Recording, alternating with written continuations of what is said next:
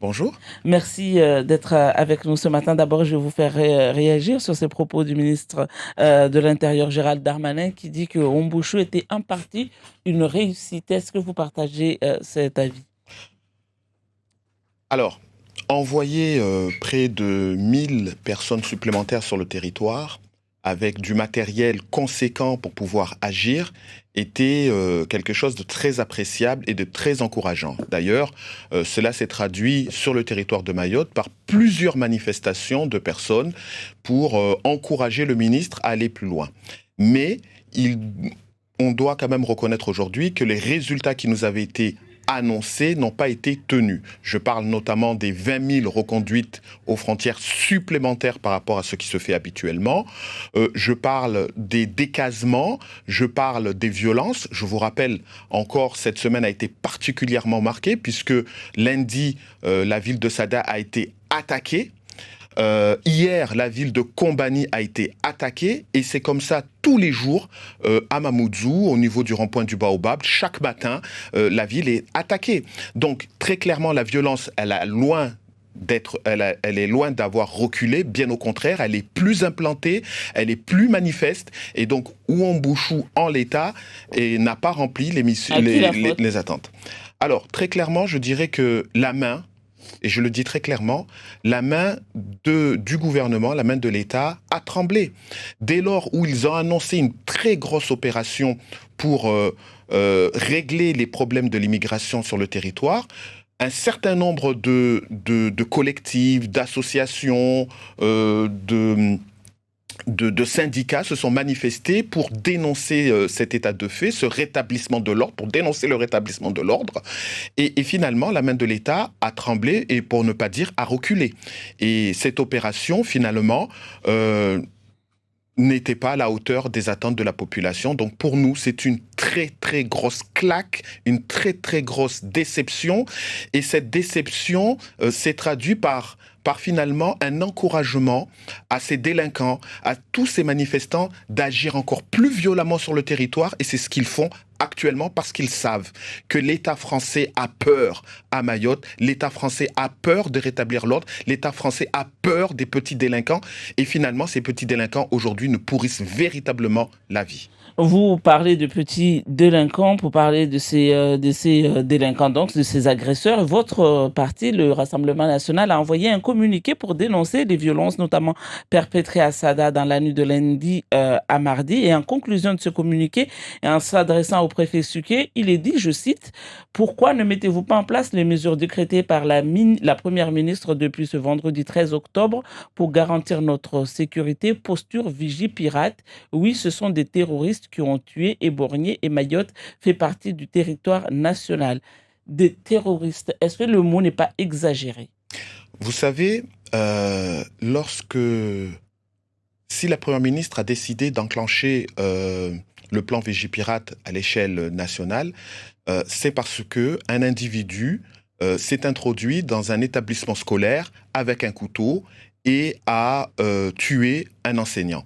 Je crois que ce genre de faits à Mayotte sont quotidiens. Je ne parle pas spécifiquement d'un professeur tué, Oui, mais mais des gens agressés par d'autres personnes avec des couteaux, c'est des faits quotidiens. Daniel Zahid, Aujourd'hui, le territoire de Mayotte, qui fait partie de la France, est également soumis au plan Vigipirate. Le plan Vigipirate permet très clairement à l'armée d'être sur le terrain. Où est l'armée à Mayotte? le terrorisme, par définition, Daniel Zaldani, c'est quand on fait usage de la violence, mais avec un but politique, avec un mouvement, une organisation politique derrière qui les emploie, qui incite à cette violence.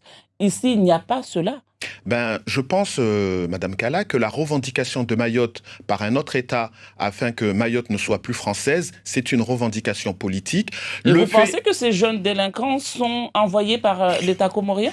le fait de constater que l'État comorien encourage l'émigration des Comores vers Mayotte et donc le repeuplement de l'île de Mayotte, c'est au final des actions qui visent à détruire l'île de Mayotte.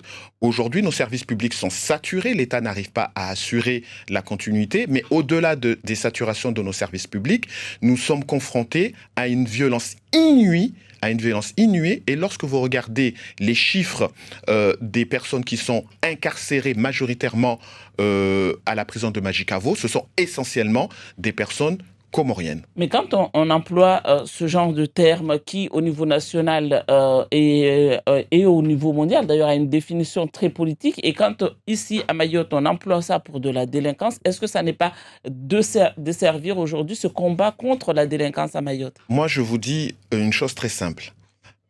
Mayotte fait partie de la France. Le plan Vigipirate s'applique sur tout le territoire national. De ce fait, il n'y a plus aucune excuse pour déployer sur les terrains, au-delà des forces de l'ordre, l'armée.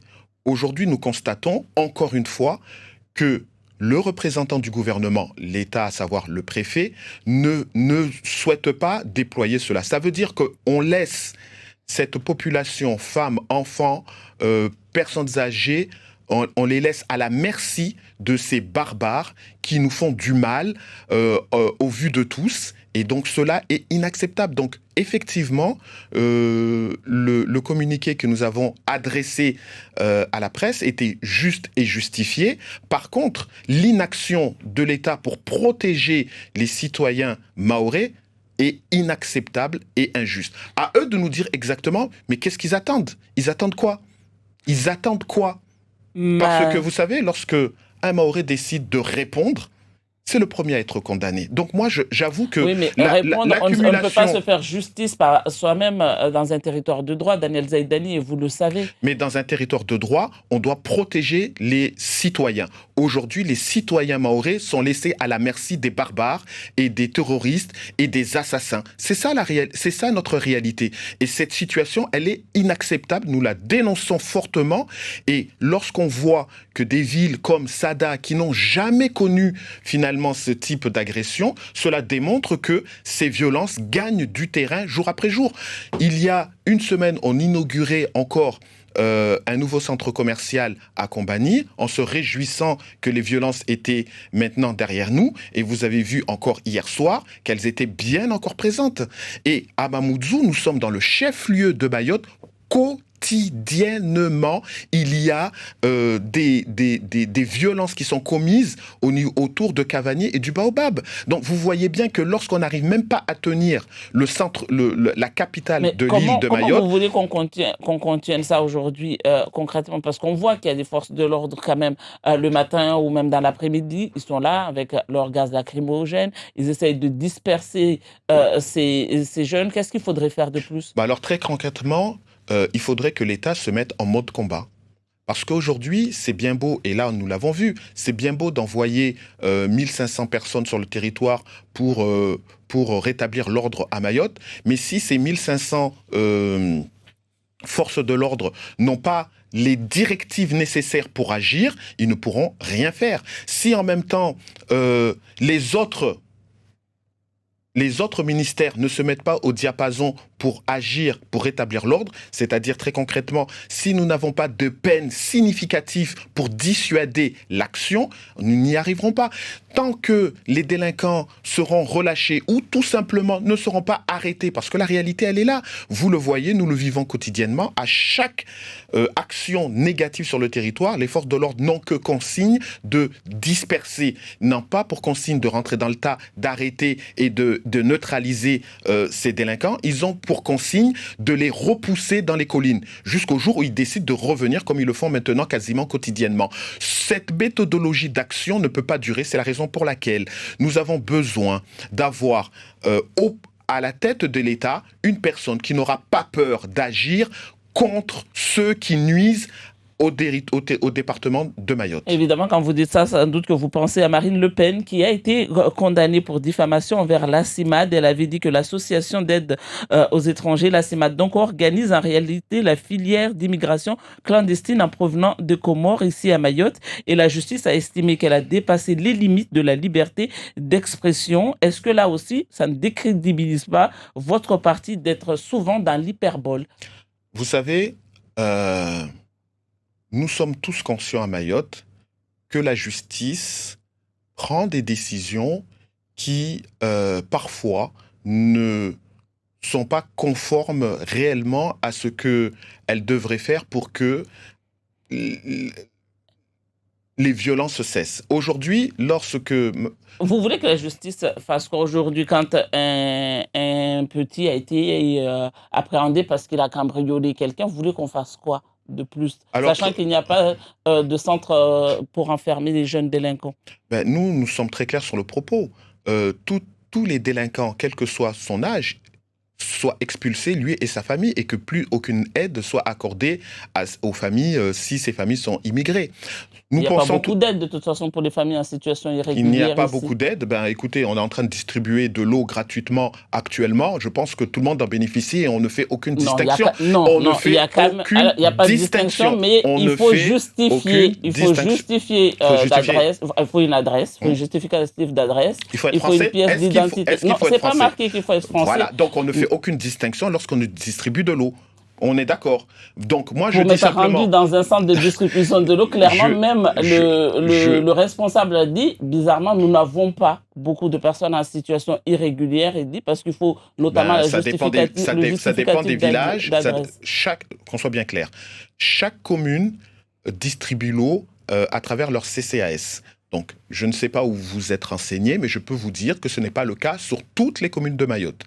Donc, maintenant, moi, je vous dis très simplement que nous estimons aujourd'hui que nous devons passer à un autre stade.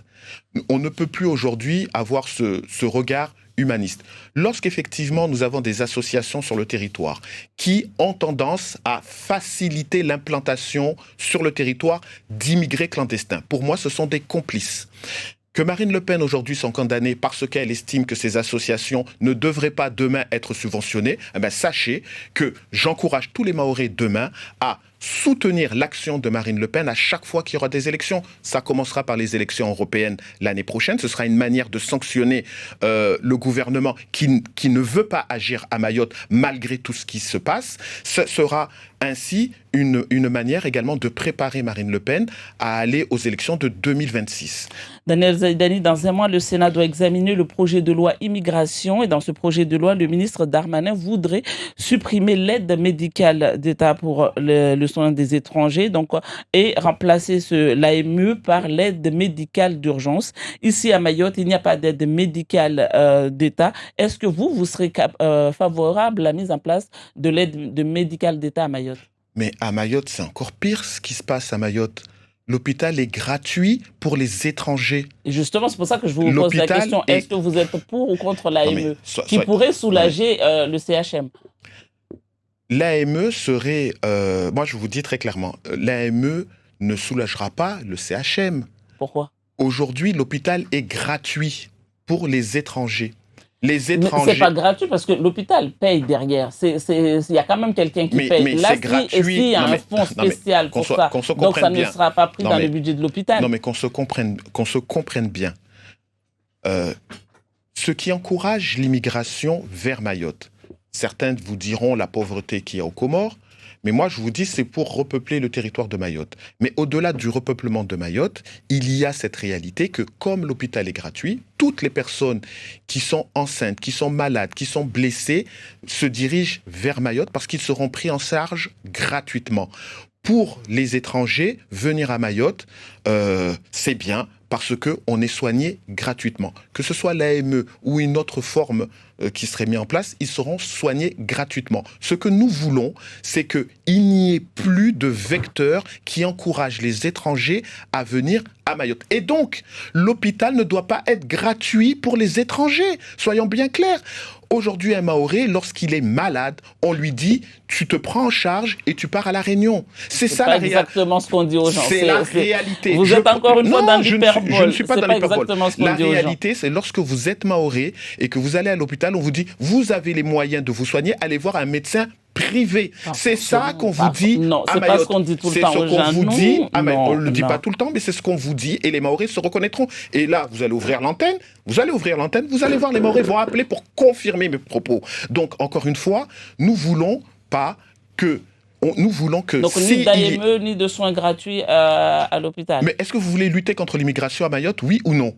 Est-ce que vous êtes d'accord qu'à Mayotte, l'immigration est la source des problèmes et des violences que nous avons? Si nous sommes d'accord sur cela, il faut lutter contre l'immigration. Si on arrête de soigner, allons jusqu'au bout de la logique. Si nous voulons véritablement lutter contre l'immigration, il faut arrêter le flux des Comores vers Mayotte et identifier les raisons qui les poussent à venir à Mayotte. Et le fait d'avoir un hôpital gratuit est une raison. Le fait de pouvoir inscrire n'importe quel enfant sur le territoire de Mayotte à l'école est aussi une raison. Mais allons jusqu'au bout de la logique, Daniel Zaïdani. On ne soigne pas les gens qui arrivent parce que gratuitement. Ils n'ont pas le moyen, mais il se trouve que ces personnes ont des maladies contagieuses. Qu'est-ce qui va se passer? Encore une fois... Et la maladie ne fera pas de distinction entre Mahorais ou pas Mahorais. Et moi, je vous dis, c'est la raison pour laquelle que nos frontières doivent être gardées. Vous savez, nos frontières doivent être gardées. Nous devons renvoyer tous ceux qui n'ont pas leur place sur le territoire de Mayotte. On les renvoie, les délinquants, les familles de délinquants et tous ceux qui nuisent au bon développement de Mayotte, on doit les renvoyer. Mais en même temps, nous devons fermer nos frontières. Tant que nos frontières seront ouvertes, tant que nous ne serons pas en capacité de donner les moyens au CRA, à la police des frontières, de pouvoir surveiller nos frontières, eh ben, ces gens-là ne viendront sur le territoire. Donc nous mordons la queue. Il faut protéger nos frontières. Il faut pour cela d'avoir un État qui décide de sauvegarder l'intégrité de l'identité mahoraise, mais pas de vouloir la dissoudre dans l'identité comorienne. Aujourd'hui, j'accuse l'État de laisser les frontières ouvertes afin de faire disparaître l'identité mahoraise au profit d'une identité comorienne. Merci beaucoup Daniel Zaïdani. La partie Zakweli, entretien individuel et